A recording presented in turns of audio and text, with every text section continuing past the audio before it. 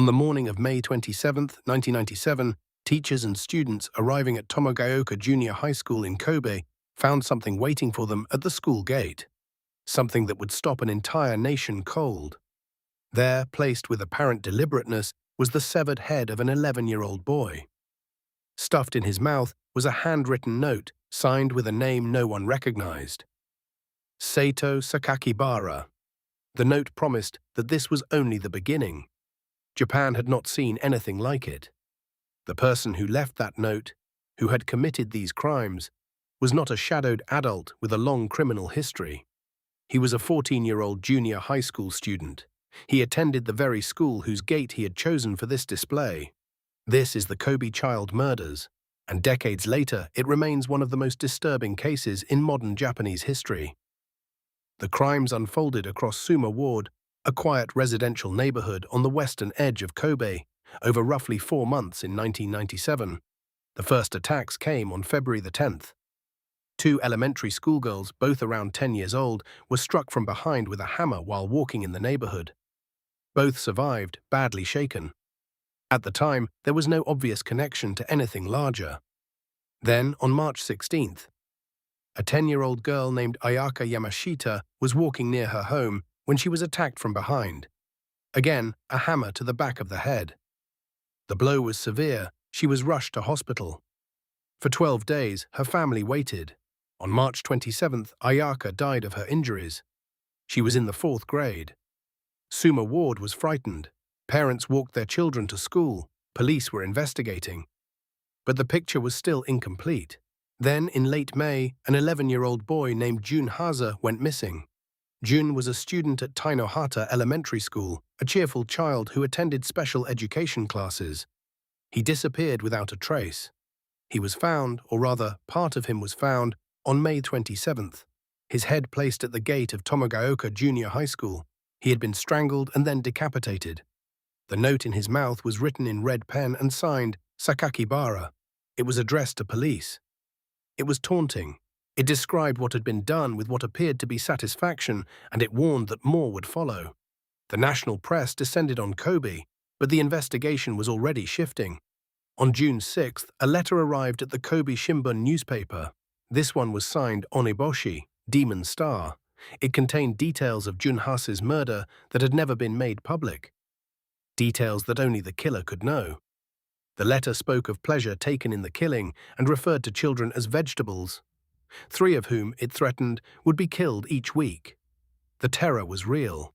And then, in mid-June, the investigation made a break. Investigators, through painstaking cross-referencing of witness accounts, physical evidence, and the geography of the attacks, narrowed their focus to a single neighborhood in Suma Ward, to a specific address. On June 28, 1997, police arrived at the home of a junior high school student. He was 14 years old. His name was Shinichiro Azuma. He confessed the same day. Physical evidence found at Azuma's home confirmed what he had confessed to.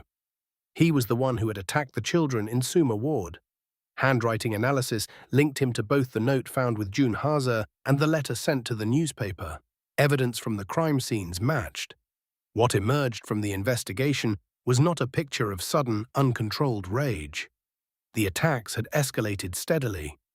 The early hammer attacks in February were, in a terrible sense, practice. The murder of Ayaka Yamashita in March marked an escalation.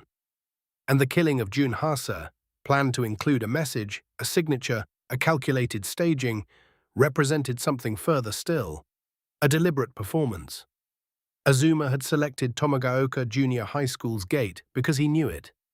He was enrolled there. He placed Jun Haza's remains at his own school, not out of carelessness, but apparently as a statement, a way of ensuring maximum impact, maximum visibility. The note was written in advance. The alias Seito Sakakibara, a name he had constructed with care, was ready to go. He sent the second letter to a newspaper, not in a panic, but apparently to amplify the story, to make sure the audience was paying attention. In his confession and the subsequent psychiatric evaluation, Azuma described his actions with a detachment that investigators found deeply unsettling. He spoke of the killings not as something that had overwhelmed him, but as something he had pursued. Azuma came from what appeared, outwardly, to be a stable home. He was the eldest son in a family in Suma Ward. He attended school, had no obvious criminal record, and was not known to teachers or neighbors as a violent child. But the picture that emerged in the psychiatric evaluation told a different story. When Azuma was around 11 years old, in 1993, it said, his grandmother died. She had been, by most accounts, the warmest person in his life, the one family member who provided him with something like unconditional warmth.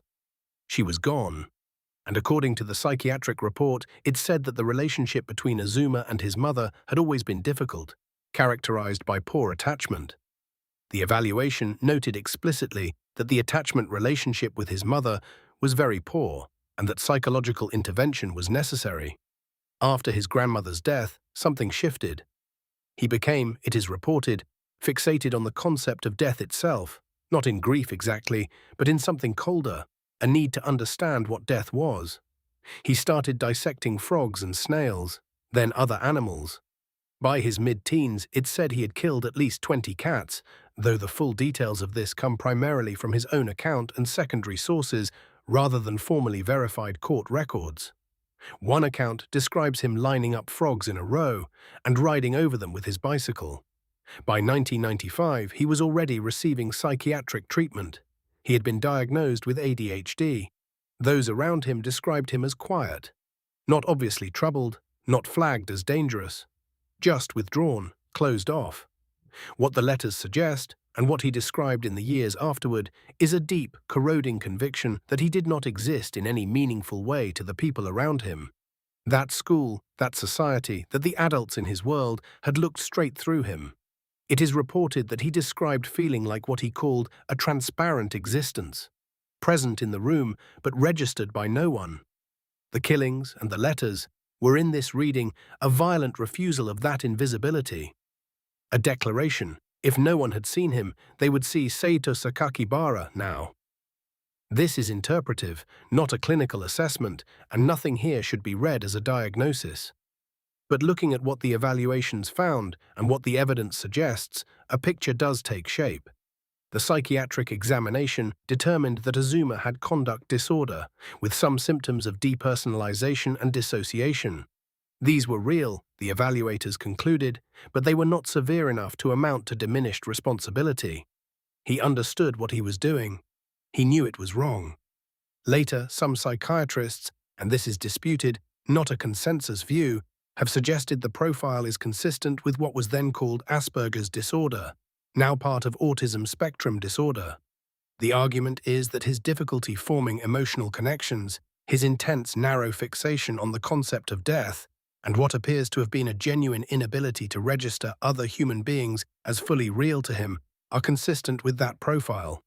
But I want to be clear, this is contested, and it doesn't resolve the question of responsibility.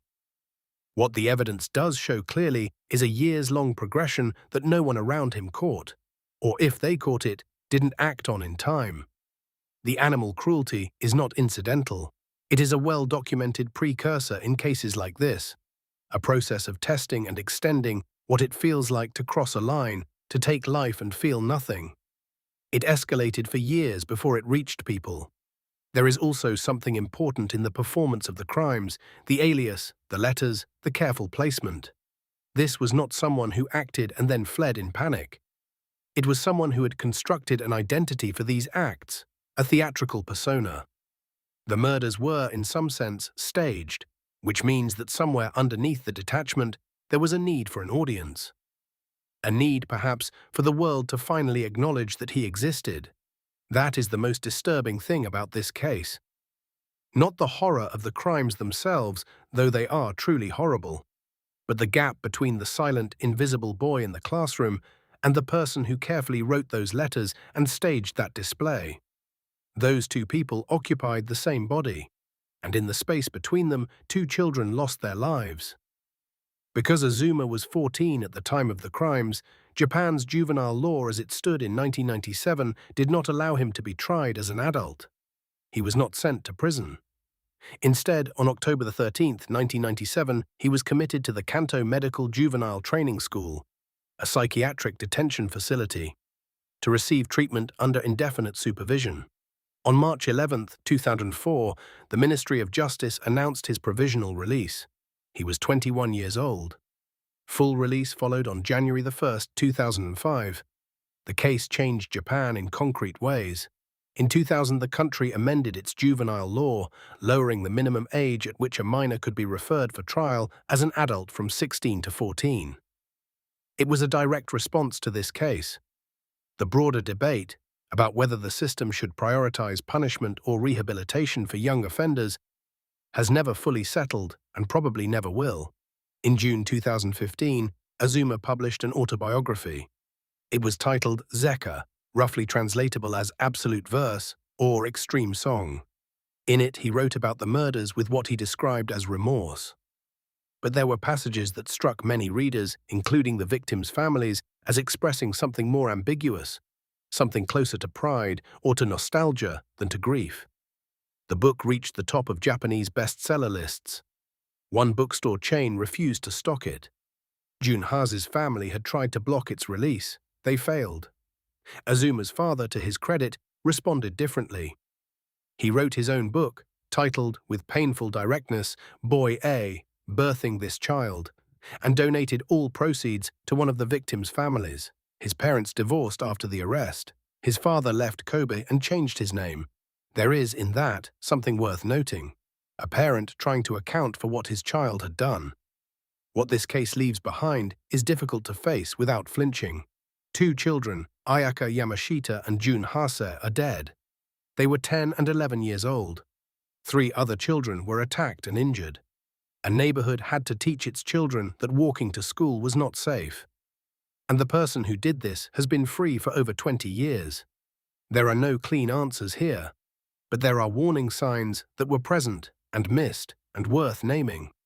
Years of cruelty to animals, a child who had closed himself off from human connection, a grief that was never worked through, a hatred that was allowed to calcify in silence. Understanding doesn't excuse, but it does, sometimes, allow us to see the damage before it becomes irreversible. And that, at least, is worth something. Thank you for watching. If this case stayed with you, subscribe, because these stories deserve to be understood, not just remembered.